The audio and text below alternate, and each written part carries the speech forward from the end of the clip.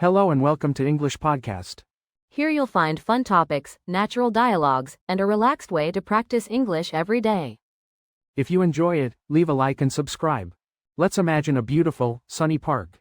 You know, the kind with big, old trees providing lots of shade, and colorful flowers blooming everywhere. Right in the middle of this park, there's a simple wooden bench, just waiting for someone to sit and enjoy the peace and quiet. Tranquil is a good word to describe it, meaning calm and peaceful. I love that image. And on this tranquil bench sits a man named Arthur. He's reading a book, completely engrossed in the story. Engrossed means completely absorbed or focused on something. He's so focused, in fact, that he doesn't even notice the woman approaching the bench. This woman, whose name is Clara, is looking for a place to rest her weary feet. Weary means tired, especially after walking a long distance. She's been exploring the city all day and the park offers a welcome respite. Respite is a short period of rest or relief from something difficult or unpleasant. Seeing the empty space on the bench next to Arthur, Clara decides to sit. She places her shopping bags gently on the ground, careful not to disturb the peaceful atmosphere. She takes a deep breath and admires the vibrant colors of the flowers surrounding them. Vibrant means bright and full of energy. Arthur, still lost in his book, is completely oblivious to Clara's presence. Oblivious means unaware of what is happening around you. He continues reading, turning the pages with a gentle rustle. The sun filters through the leaves, creating dappled patterns of light and shadow on the ground. Dappled means marked with spots of light and shade. Clara, being a naturally friendly person, decides to break the silence. She clears her throat softly, hoping to catch Arthur's attention without startling him. She thinks about what to say, wanting to start a conversation but unsure of the best approach. This moment of hesitation hangs in the air like the gentle breeze rustling through the leaves. So, there I was, sitting on this park bench, enjoying the crisp autumn air. Leaves were falling like golden rain, you know? It was a beautiful, tranquil scene. And then, this woman sat down on the other end of the bench. Tranquil. That's a lovely word. It means peaceful and calm. I can picture the scene perfectly. So, she just sits down at the other end. Did she say anything to you right away? Not at first. She just opened a book and started to read. It seemed like she wanted to be left alone. I respected that, of course. But then, a little squirrel darted across the path in front of us, startling her. A squirrel. They are so cheeky, those little creatures. Cheeky means playful and a little mischievous. So, the squirrel surprised her. I bet that broke the ice. It did. She let out a little gasp, and the book fell into her lap. I couldn't help but chuckle a little, and she looked up at me, a bit embarrassed.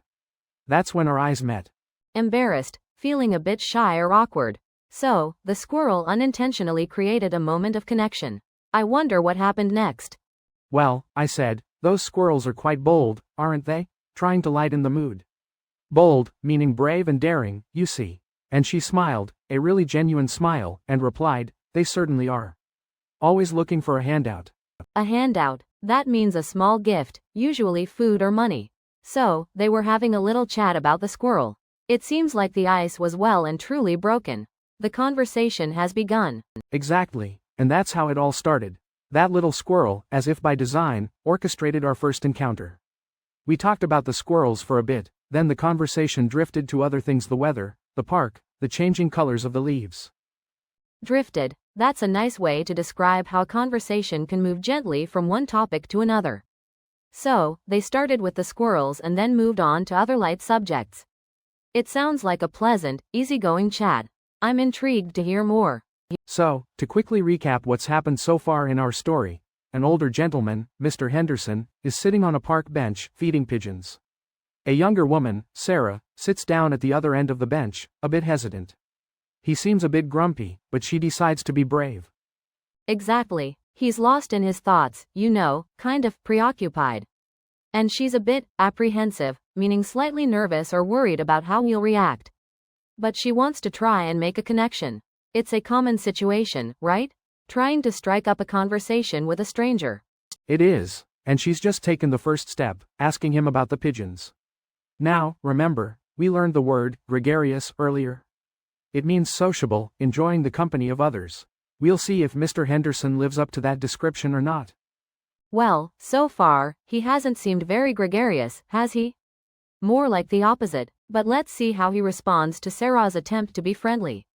Sometimes people just need a little nudge to come out of their shells. Like a shy turtle. A good analogy. To come out of one's shell means to become more open and sociable. So, let's find out if Mr. Henderson comes out of his shell, or if he snaps at Sarah like a... well, maybe not like a turtle. Huh, okay, let's continue. Where were we? Ah yes, Sarah just asked about the pigeons.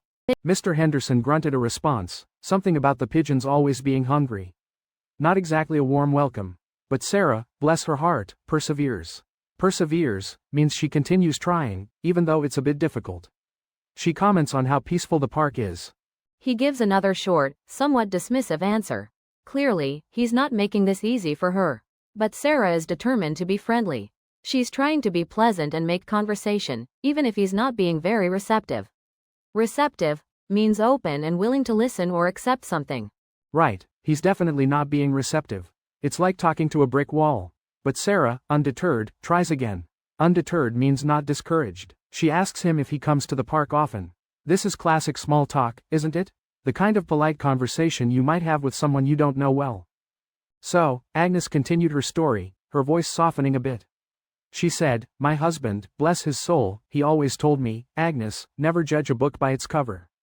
He was a wise man. Never judge a book by its cover. That's a great idiom.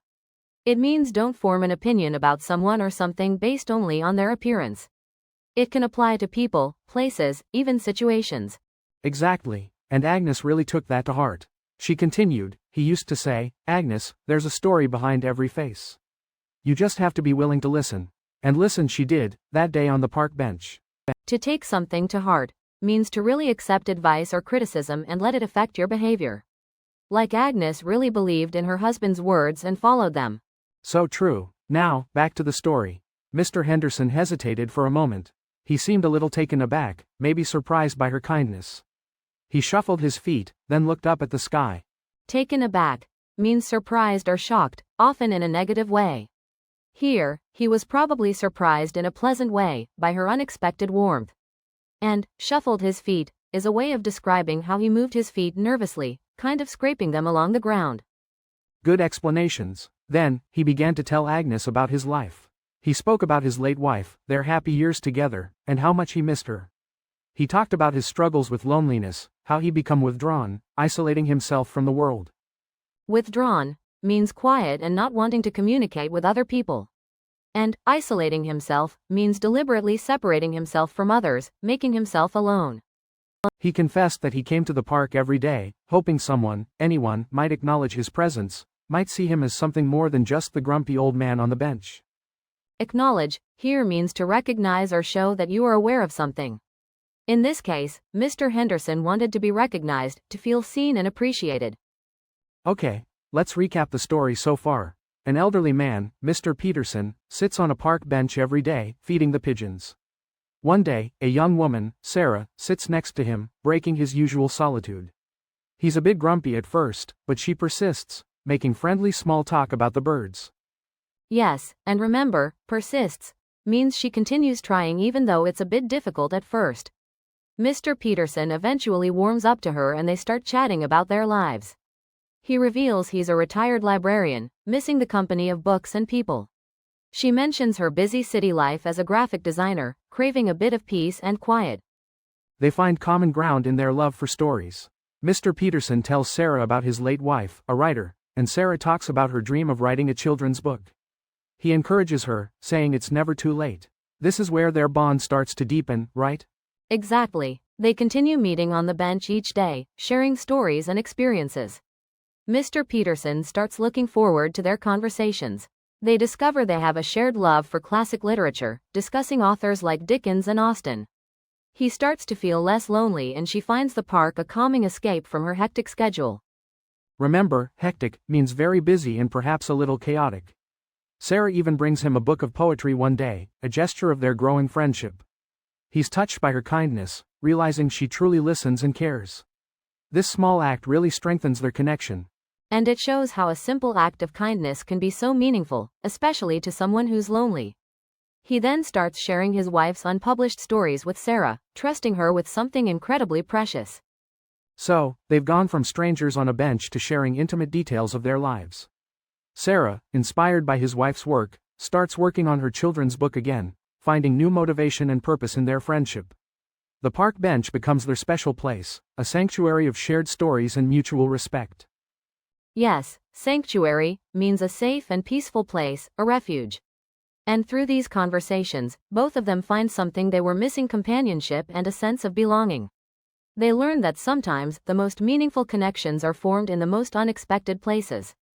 This simple story highlights the power of human connection, even between two people from very different walks of life. A shared park bench, a few pigeons, and a willingness to open up to a stranger — that's all it took to create a meaningful friendship. Thanks for listening to English Boost. Remember, practice a little every day and you'll see big results. See you in the next episode.